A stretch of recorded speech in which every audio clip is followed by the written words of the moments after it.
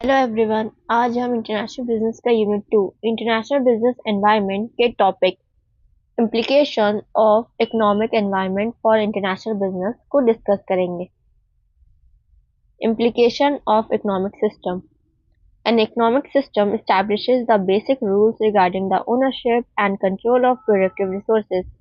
International businesses must adapt their strategies based on the system prevailing in the target country. का मतलब है, एक economic system ये define करता है कि प्रोडक्टिव रिसोर्सेज यानी उत्पादन के संसाधन की ओनरशिप और कंट्रोल के बेसिक रूल क्या होंगे। इंटरनेशनल बिजनेसेस को अपनी स्ट्रैटेजीज उस देश के प्रिवेलिंग इकोनॉमिक सिस्टम के हिसाब से अडेप्ट करनी पड़ती हैं। Capitalist free market system. Nature Resources are allocated by market forces, demand and supply. Key principles include the pursuit of self-interest, profit motive, freedom of enterprise and partner private ownership. इसका मतलब है, इस system में resources market forces यानी demand और supply के जरिए allocate होते हैं। सरकार का ज्यादा दखल नहीं होता। इसके कुछ की प्रिंसिपल्स हैं। सेल्फ इंटरेस्ट का परस्यूट यानी हर कोई अपना प्रॉफिट मैक्सिमाइज करना चाहता है। फ्रीडम ऑफ एंटरप्राइज यानी कोई भी अपना बिजनेस शुरू कर सकता है। और प्राइवेट ओनरशिप यानी रिसोर्सेज और प्रॉपर्टी प्राइवेटली ओन्ड होती हैं। सिंपल वर्ड्स में, कैपिटलिस्ट सिस्टम में मार्केट खुद डिसाइड करता है कि क्या प्रोड्यूस होगा और कैसे डिस्ट्रीब्यूट होगा। सरकार का रोल बहुत कम होता है। हर इंडिविजुअल अपने फायदे के लिए काम करता है, अपना बिजनेस चला सकता है और प्रॉपर्टी अपने नाम रख सकता है। Implications for business. Consumer sovereignty. Businesses must cater to consumer preferences as consumers decide what to buy. इसका मतलब है, फ्री मार्केट सिस्टम में कंज्यूमर सबसे पावरफुल होता है। बिजनेस को वही प्रोड्यूस करना पड़ता है जो कंज्यूमर चाहता है, क्योंकि अल्टीमेटली कंज्यूमर ही डिसाइड करता है कि क्या खरीदना है और क्या नहीं। इसलिए बिजनेसेस को हमेशा कंज्यूमर प्रेफरेंसेस को समझना और उसके हिसाब से चलना पड़ता है। Competition. Firms face open competition, which derives efficiency and innovation. Pricing is determined by market interaction rather than government mandate. इसका मतलब है, इस सिस्टम में कंपनीज को ओपन कंपटीशन फेस करनी पड़ती है। कोई भी मार्केट में आ सकता है। ये कंपटीशन बिजनेसेस को एफिशिएंट और इनोवेटिव बनाती है। प्राइसिंग भी मार्केट इंटरेक्शन से डिटरमाइंड होती है, ना कि गवर्नमेंट के ऑर्डर से। Opportunity. Countries like the US and Hong Kong represent market ends of the spectrum where the government plays a minimal role, providing a stable environment for private economic activity. इसका मतलब है, US और Hong Kong जैसे देश free market spectrum का सबसे आगे हैं। फ्री मार्केट स्पेक्ट्रम में सबसे आगे हैं, जहां गवर्नमेंट का रोल मिनिमम होता है। ये देश प्राइवेट बिजनेसेस के लिए एक स्टेबल और सपोर्टिव एनवायरनमेंट प्रोवाइड करता है, जहां इकोनॉमिक एक्टिविटी फ्रीली हो सके। सिंपल वर्ड्स में, फ्री मार्केट में कंज्यूमर की मर्जी सबसे ऊपर होती है। कंपटीशन बिजनेसेस को बेहतर बनाते हैं और गवर्नमेंट ज्यादा दखल नहीं देती, जैसे यूएस और हांगकांग जैसी जगह इसके बेस्ट एग्जांपल्स हैं, जहां प्राइवेट बिजनेसेस फ्रीली फ्लरिश करती हैं। Command. Centrally planned economy. Nature. Based on collectivism or socialism, the government owns productive resources and makes all decisions regarding pricing and production.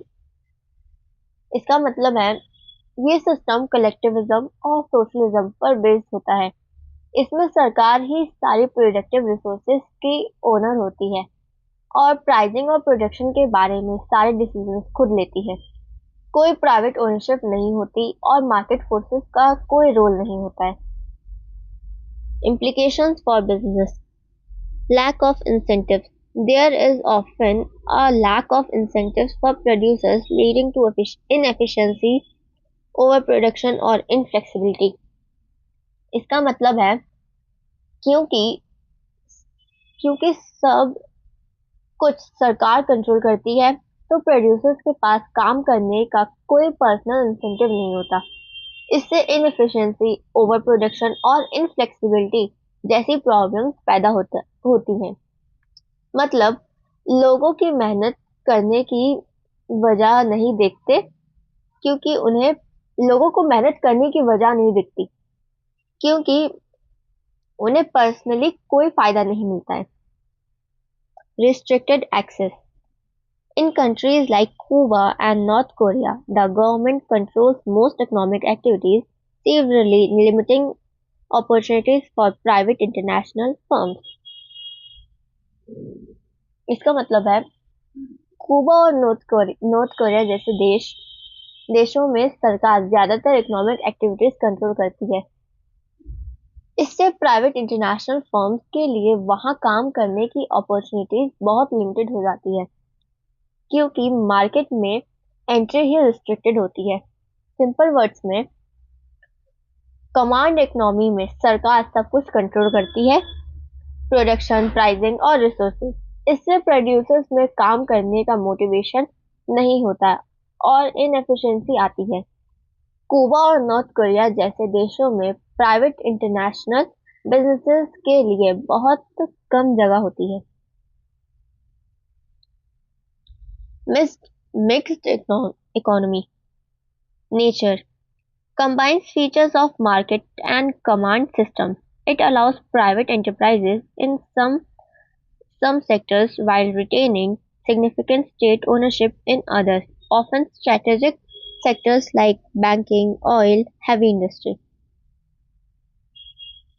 इसका मतलब है मिक्स्ड इकोनॉमी एक ऐसा system है जो मार्केट और कमांड दोनों सिस्टम्स के फीचर्स को कंबाइन करता है।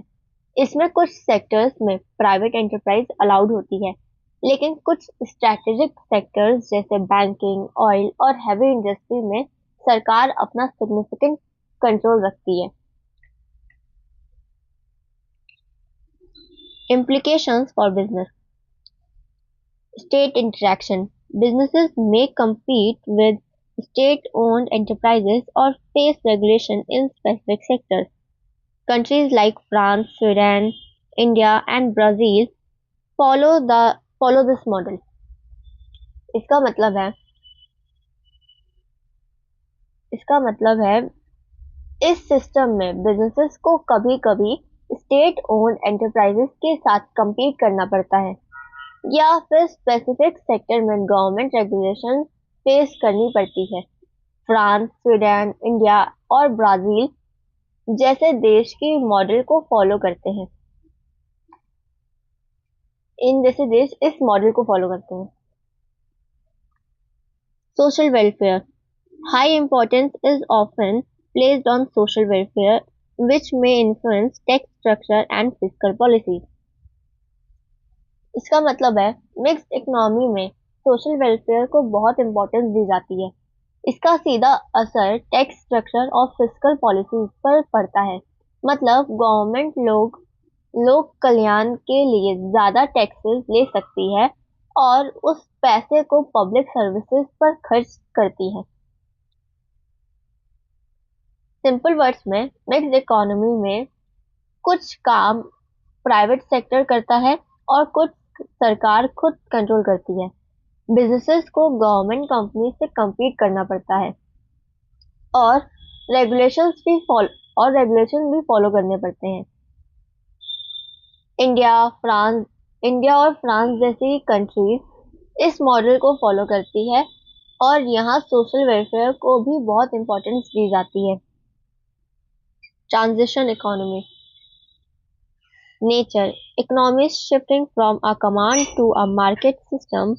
Example for foreign former Soviet Union state, China, Vietnam. इसका मतलब है ट्रांजिशन इकोनॉमी वो इकोनॉमी होती है जो कमांड सिस्टम से मार्केट सिस्टम की तरफ शिफ्ट कर रही होती है। मतलब पहले सरकार सब कंट्रोल करती है, अब धीरे धीरे प्राइवेट और मार्केट बेस्ड मूव सिस्टम की तरफ मूव किया जाता है।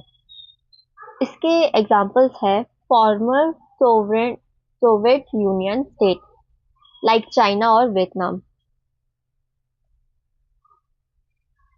Implications for business. New opportunities. The process involves deregulation, privatization, and the creation of legal systems to safeguard property rights, opening up massive new markets for international business.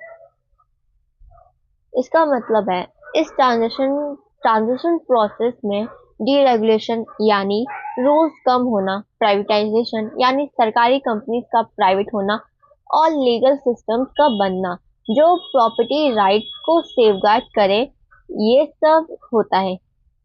ये सारी चीजें मिलकर international businesses के लिए बहुत बड़े नए मार्केट्स ओपन करते हैं। सिंपल वर्ड्स में ट्रांजिशन इकोनॉमी वो होती है जो कमांड सिस्टम से मार्केट की तरफ बढ़ रही होती है।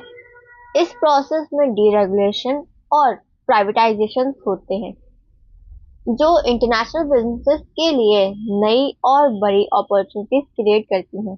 चाइना और वियतनाम इसके बेस्ट एग्जांपल्स हैं। Implication of economic variables. Managers must analyze specific economic indicators to assess the health of a market and the associated risk. इसका मतलब है मैनेजर्स को किसी भी मार्केट की हेल्थ यानी आर्थिक सेहत और उससे जुड़ी रिस्क असेस करने के लिए कुछ स्पेसिफिक इकोनॉमिक इंडिकेटर्स एनालाइज करने पड़ते हैं। सबसे पहले इंडिकेटर है जीडीपी और GNI. Market potential GDP and GNI, gross domestic product GDP and gross national income GNI. These measures economic activity and productivity. इसका मतलब है ग्रॉस डोमेस्टिक प्रोडक्ट जीडीपी और ग्रॉस नेशनल इनकम जीएनआई दोनों एक देश की इकोनॉमिक एक्टिविटी और productivity को मेजर करते हैं। ये बताते हैं कि देश कितना प्रोड्यूस कर रहा है और कितना कमा रहा है। Implication. They indicate domestic market potentials. Countries with high population and high per capita GNI and considered the most desirable markets. Conversely, low population and low per capita GNI represents less desirable markets. ये indicators ये बताते हैं कि किस देश में domestic market का कितना पोटेंशियल है। जो देश हाई पॉपुलेशन और हाई पर कैपिटा जीएनआई वाले होते हैं वो इंटरनेशनल बिजनेसेस के लिए सबसे डिजायरेबल मार्केट्स माने जाते हैं। इसका उल्टा जो देश लो पॉपुलेशन और लो पर कैपिटा जीएनआई वाले होते हैं वो कम डिजायरेबल मार्केट्स होते हैं। सिंपल वर्ड्स में जीडीपी और जीएनआई एक देश के इकोनॉमिक स्ट्रेंथ बताते हैं। जिस देश में ज्यादा लोग हैं और पर कैपिटा इनकम ज्यादा है वो मार्केट इंटरनेशनल बिजनेस के लिए सबसे अट्रैक्टिव होते हैं। कम आबादी और कम इनकम वाले देश कंपैरेटिवली कम अट्रैक्टिव होते हैं। Operational cost inflation a continuous rise in prices increasing the cost of living. इसका मतलब है इन्फ्लेशन एक ऐसी सिचुएशन है जिसमें प्राइसेस कॉन्टिन्यूसली बढ़ते रहते हैं जिससे कॉस्ट ऑफ लिविंग यानी जीने का खर्चा भी बढ़ जाता है। Implications: It has a direct effect on business operation by impacting the cost of raw materials, wages, finished goods prices, and inventory cost. High inflation can erode profitability and introduce uncertainty. इसका मतलब है inflation का business operations पर direct असर होता है। इससे raw materials की कॉस्ट, वेजेस यानी मजदूरी, फिक्स गुड्स की प्राइसेस और इन्वेंटरी कॉस्ट सब कुछ बढ़ जाता है। अगर इन्फ्लेशन ज़्यादा हो तो बिजनेस की प्रॉफिटेबिलिटी कम हो जाती है और अनसर्टेनिटी भी बढ़ जाती है क्योंकि कॉस्ट प्रिडिक्ट करना मुश्किल हो जाता है। सिंपल वर्ड्स में इन्फ्लेशन में सब चीज़ें महंगी हो जाती हैं। इसका सीधा असर बिजनेस पर पड़ता है। रॉ मटेरियल, वेजेस और इन्वेंट्री सब कॉस्टली हो जाते हैं।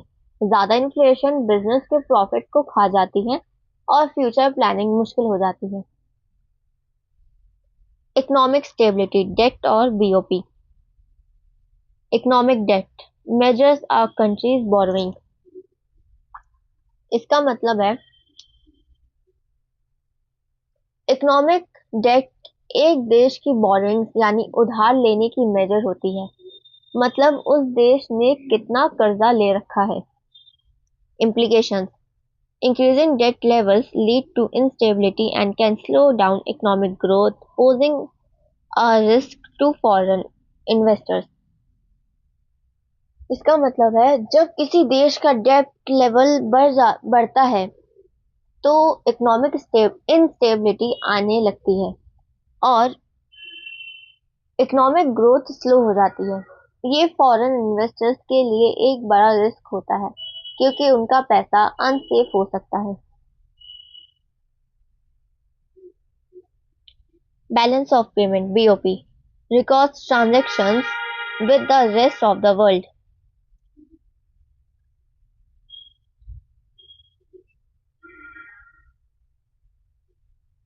बीओपी एक ऐसा रिकॉर्ड है जो किसी देश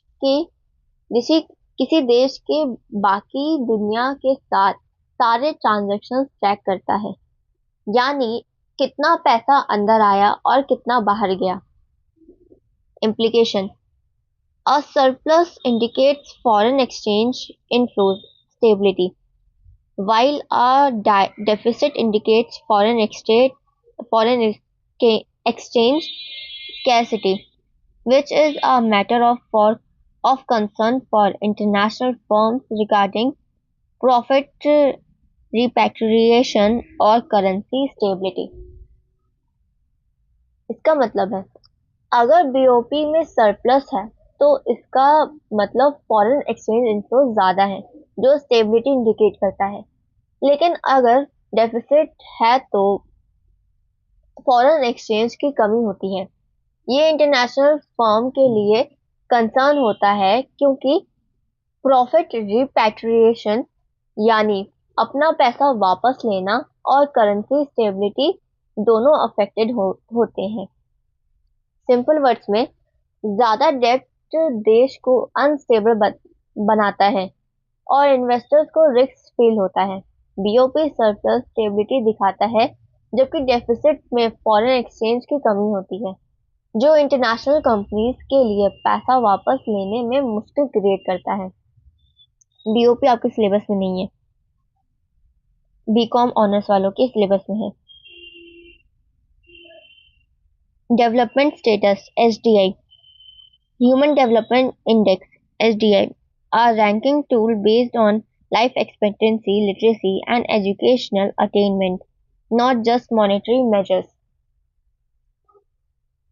एसडीआई एक रैंकिंग टूल है जो किसी देश की डेवलपमेंट सिर्फ पैसों से नहीं बल्कि लाइफ एक्सपेक्टेंसी यानी कितने साल लोग जीते हैं उससे डिसाइड होती है। लिटरेसी यानी पढ़ना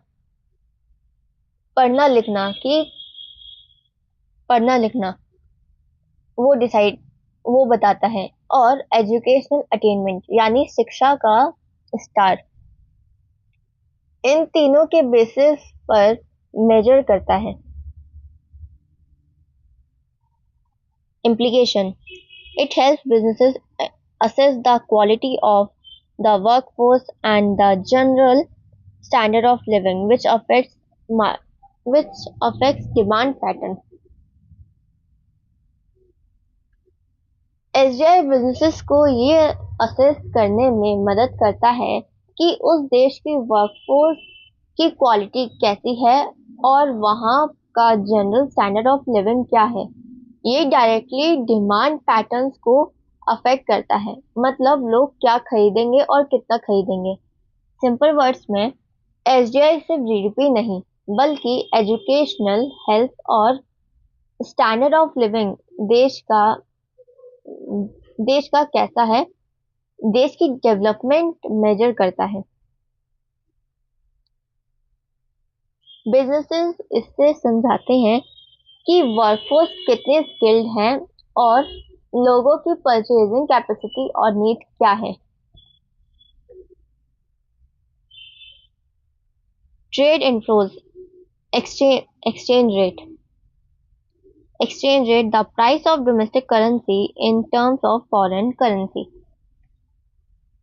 इसका मतलब है एक्सचेंज रेट वो प्राइस होती है जो डोमेस्टिक करेंसी यानी अपने देश की करेंसी की वैल्यू को फॉरेन करेंसी के टर्म्स में एक्सप्रेस करती है।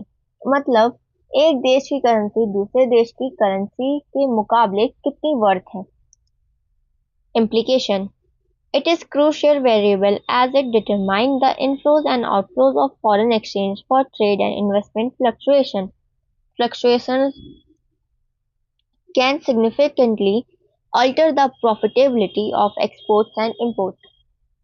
इसका मतलब है एक्सचेंज रेट एक बहुत क्रूशियल वेरिएबल है क्योंकि ये डायरेक्टली फॉरेन एक्सचेंज के इनफ्लोज और आउटफ्लोज डिटरमाइन करता है, जो ट्रेड और इन्वेस्टमेंट दोनों को अफेक्ट करते हैं। अगर एक्सचेंज रेट में फ्लक्चुएशन आते हैं तो एक्सपोर्ट्स और इंपोर्ट्स प्रॉफिटेबिलिटी सिग्निफिकेंटली चेंज हो सकती है, कभी फायदे में कभी नुकसान में।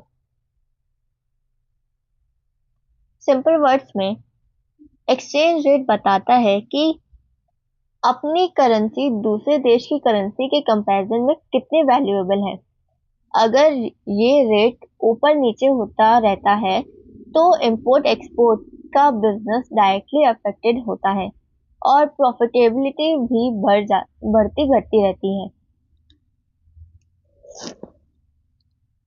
इसके साथ यूनिट 2 खत्म होता है। Thank you.